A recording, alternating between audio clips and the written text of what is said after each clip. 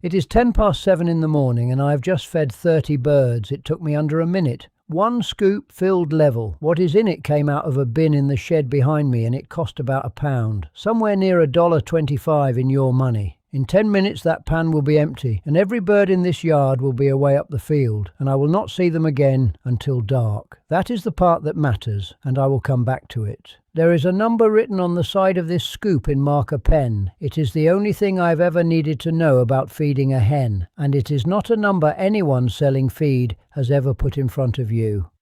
A woman from the village stood at that gate last summer and watched me do this. She counted the birds, she looked at the pan, and she told me I was starving them. She was not being unkind, she was worried, and she went home and thought about it for a week before she said anything. The oldest hen in that yard is 8 years old and she laid yesterday. Both of those things are true, and they are true because of the same number. She is not wrong about what she saw, she is wrong about what it means. No pellets in that shed, no premix, no crumb, no grower ration, no tub of tonic for the molt, no sachet of anything. And I'm not going to tell you my hens feed themselves off the land because in this weather they do not. I buy grain. I will show you exactly what I buy and what it costs. My name is Angus Douglas. I croft the same ground my great-grandfather crofted, above the loch on the west side. 5th generation, 240 ewes on the hill and 30 birds in the yard between the hens and the young ones coming on. The nearest vet is 90 minutes if the road is clear, and it is not clear in February. I have worked 41 lambings. I have not stood in a feed shop holding a bag of layer pellets since the year my father died. My wife thinks I am mean with those birds, and she says so about twice a week. And she is on the woman at the gate side of this argument, and she always has been. Now, here is the part that will annoy you, and I want you to understand what I am actually claiming before I show you anything. There is one instruction printed on nearly every bag of poultry feed sold in the world. It is 3 or 4 words long. It has been on those bags for as long as there have been bags. It is not a lie. Nobody is being dishonest. And I would say it is the single most expensive sentence in the whole of keeping chickens. You have read it 100 times. You have followed it. You are following it this morning. And there is nobody anywhere in that chain with the slightest reason to tell you to stop. A mill cannot say it. A feed shop cannot say it. A man on this platform with a feed sponsor cannot say it. And the great bulk of poultry content has a feed sponsor in it somewhere. I sell no feed and I never will. So I am going to tell you what that sentence is, why it costs you what it costs, and exactly what goes in the scoop instead. And at the end, the thing nobody in a warm country ever mentions, which is what changes in November. But first you need the idea underneath it, or the number on my jug will mean nothing to you. A hen is not hungry. A hen is worried. Watch a bird at a full trough. She is not eating like an animal satisfying an appetite. She is eating like an animal who believes this will not be here tomorrow, because for most of the history of her kind, it was not. That instinct never went anywhere. Put unlimited food in front of a creature built by scarcity, and she will not stop at enough. She will keep going, and the surplus does not turn into eggs. It goes to fat, and it goes on the inside where you cannot see it, packed round the gut and through the liver. And a hen carrying that stops laying well, not dramatically, a few eggs a week down quietly, and because she looks glossy and heavy and content, you conclude she is a well-kept bird. A fat hen is not a well-kept hen. A fat hen is a hen who has stopped working and nobody has noticed. There is a second half to it that took me years to see. A hen with feed in front of her all day stops looking for anything else. Why would she work a hedge bottom for beetles when there is a full trough 30 feet away? So the moment you feed that way, you have switched off the foraging as well, and you are buying 100% of what goes into that bird while she stands about on ground that was offering to feed a third of her for nothing. My grandfather never had to be taught any of this, because on this croft in his day the meal came off a boat once a month, and when it was gone, it was gone. There was no appetite to feed to. He measured with a tin mug off a hook by the door, and he knew exactly what that mug held. And if a hen was not paying for the mug, she went in the pot in the autumn, and that was not cruelty, that was arithmetic. His was a tin mug, mine is a cut-down jug. Nothing else has changed in 70 years. Now let me say one thing and then I will not bring it up again. I have put all of it down in a book over at angusdouglaspoultry.com. The mixes, the weights, the whole year of it, winter included. If you want it, it is there, or you can scan the code on the screen. That is all. Right. The sentence on the bag is feed to appetite. Feed to appetite. Feed ad lib. Leave it in front of them and let them come and go as they please. That is the sentence. And following it is why a person with 6 hens in a garden spends more on them in a year than the eggs would cost at a shop. And the number on the side of my jug is what I do instead. It says 1 pound 4 ounces because that is what my jug holds level, and knowing that one fact is what lets me do everything that follows without ever guessing again. In 31 years I have never once let a hen eat as much as she wants, not one morning, and my hens are laying at 8. A laying hen needs about 1/3 of a pound of feed a day. Call it 140 or 150 grams. That is the working figure, and it is remarkably steady across breeds and across countries. 30 birds, 1/3 of a pound each, is 10 pounds a day. That is your whole number. Everything else is how you fill it. Now the split, and this is the part that changes what it costs. 3 roughly equal thirds. 1/3 grain, whole grain, not ground, not pelleted, wheat, barley, oats, and a good handful of peas or beans through it for protein. 1/3 green, grass, weeds, garden leavings, the outside of a cabbage, nettles, whatever is growing that they will take. 1/3 animal protein, and I will be careful here, because this is where most of the advice you will find online is not legal where I am standing, and I will come back to that, and it will cost me. 10 pounds a day, split 3 ways, is about 3 1/3 pounds of each. That is the whole system. You can hold the whole thing in your head.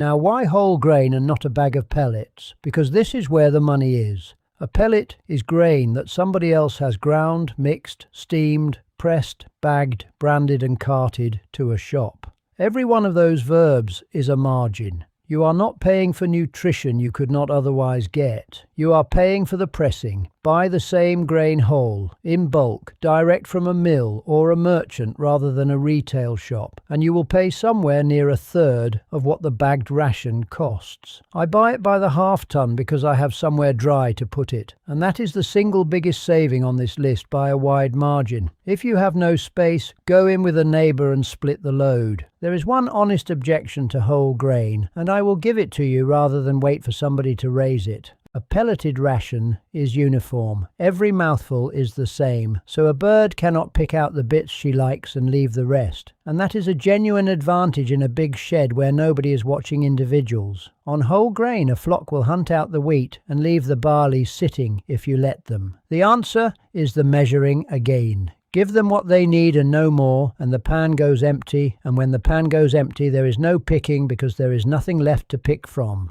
Whole grain also keeps. A pellet starts falling apart in quality the day it is made, and the vitamins in it fade over months. Barley in a dry bin will sit there for a year and not care. And whole grain will sprout, which a pellet will never do, and that is your winter greens, but that is a subject on its own. Right, the correction, and I'm not going to slide past it because it is the whole cost figure. Nearly every version of this method you will find online fills that animal protein third with kitchen scraps and old meat, spoiled beef out of a freezer that failed, offal, the plate scrapings, whatever the house did not eat. And that is why the daily cost comes out so low. That third is free. I cannot do that, and if you are in Britain or Europe, neither can you. Feeding catering waste, kitchen scraps or meat to poultry is against the law here, and it is not a technicality. It is a foot and mouth rule written after an outbreak that cost this country billions and put a great many farms out of business for good, and it is the reason my sheep are still here. So when you see a man cheerfully boiling up spoiled steak for his hens, understand that he may well be somewhere that permits it and that you may not be. I'm telling you this knowing it makes my numbers worse than his. Here is what I use instead, and all of it is permitted. Fish meal, bought, and the one bought thing on this list. About 60% protein, and you need very little. 10% of the daily total is plenty, so 1 pound in my 10. A sack lasts most of a year. Milk and whey, if you have a cow or a goat of your own. Sour is better than fresh for their gut. Insects which cost nothing and which I have made an entire video about, so I will not go over it again here. And peas and beans through the grain, which is why I said to put them there.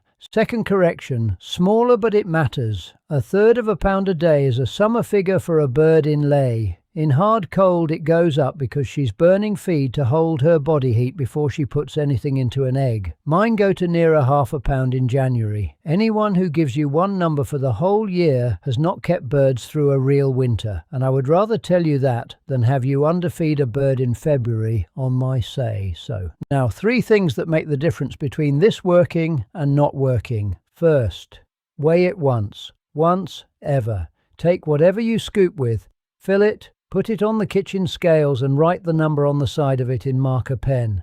From that morning on you are not guessing, and you never guess again. This costs you 4 minutes, and it is the entire difference between a system and a habit. Second, feed it into something, a pan, a trough, an old baking tray, anything with a lip, not onto the ground. Grain thrown on soil is grain you have partly given to the ground and to whatever comes in at night, and if you are measuring carefully and then losing 1/5 of it into the mud, you have wasted the measuring. I use rubber pans because they do not crack in frost and you can turn them out on a hard morning. Third, and this is the one people do not want to hear, feed the birds who are working. Somewhere in most flocks there are birds eating 1/3 pound a day and returning nothing. The old hen who finished 2 years ago. The 3 extra cockerels, when one bird covers 10 or 12 hens perfectly well, and the rest just fight and eat and pull the feathers off the backs of your best layers. Every one of those is 1/3 pound a day, every day, 365 days. You do not have to kill anything. There is always somebody who will take birds off you. And in this glen, it is a woman down the road who has taken every spare cockerel I have had for 11 years. And I have long since stopped asking what happens to them. But you do have to decide, because if you will not decide, you are running a system where the working hens are paying for the passengers. And then you conclude that keeping chickens is expensive. That is not the birds being expensive. That is arithmetic you have declined to do.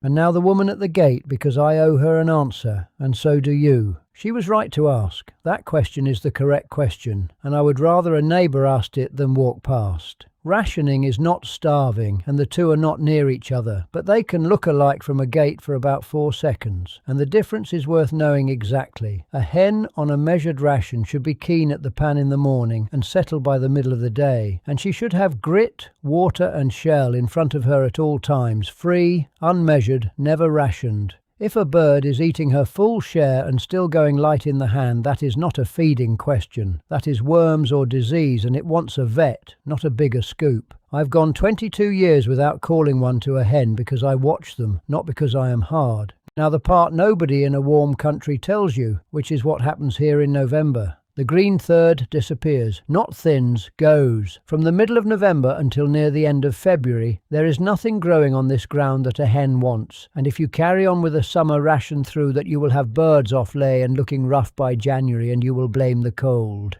2 things fill it. The first is sprouted grain. Take a few pounds of your barley, soak it a day, spread it in a tray with holes in the bottom, rinse it twice a day, and in a week you have a green mat. The volume roughly doubles, so it stretches the sack as well as feeding them. Start a tray every day and you have a rolling supply. The second is what I dry in the summer for it. Nettles cut in June and hung in the shed. Comfrey, bean haulm, it all goes into a barrel and it comes out in January rubbed to a coarse meal, and it is not as good as fresh grass, and I have never pretended otherwise, but it is a great deal better than nothing, and it costs an afternoon in a month when you have afternoons. And I raise the grain third in winter and drop it back in April. The scoop does not change. What goes in it does. Nobody has paid me for any of this. There is no mill I'm sending you to, and no code for 10% off a sack.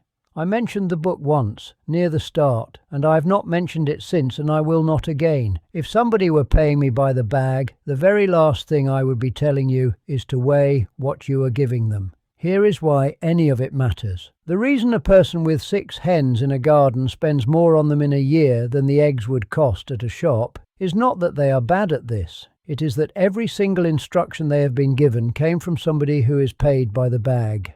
Feed to appetite. Top it up. Add the supplement. Add the second supplement for the problem the first one did not fix. None of it is a lie, and all of it points the same way. And then that person gives up and says, chickens are not worth it, and they were 3 minutes with a set of kitchen scales away from the opposite conclusion. My grandfather's tin mug is still on its hook in that shed. I do not use it because my jug is bigger and I have more birds than he did. But the number written on the side of my jug is the same idea as the mug, and that idea did not come out of a book, and there is nowhere it is written down except in the people who still do it. So, your week. Weigh your scoop once and write the number on the side of it. 1/3 pound per bird per day, and more in hard cold. Split it 3 ways: grain, green, animal protein. Buy your grain whole and in bulk, not bagged and pressed. Count the birds who are not paying for their scoop and decide. Tell me in the comments how many birds you keep and what you spend on them in a week. Honestly, your real figure. I want to see the range. I read them all, and I answer more than you would think. Next time, I'm going to show you how to tell with your hands, in about 10 seconds, whether the hen you are holding is laying right now, or has been passing as a worker for months. There is a bone you feel for, and the gap between 2 fingers tells you everything. Every keeper in this glen could do it once, and almost nobody under 50 can now. And once you have it, you will never buy a bird at a sale again without doing it first. Weigh the scoop, feed the workers, write it on the jug.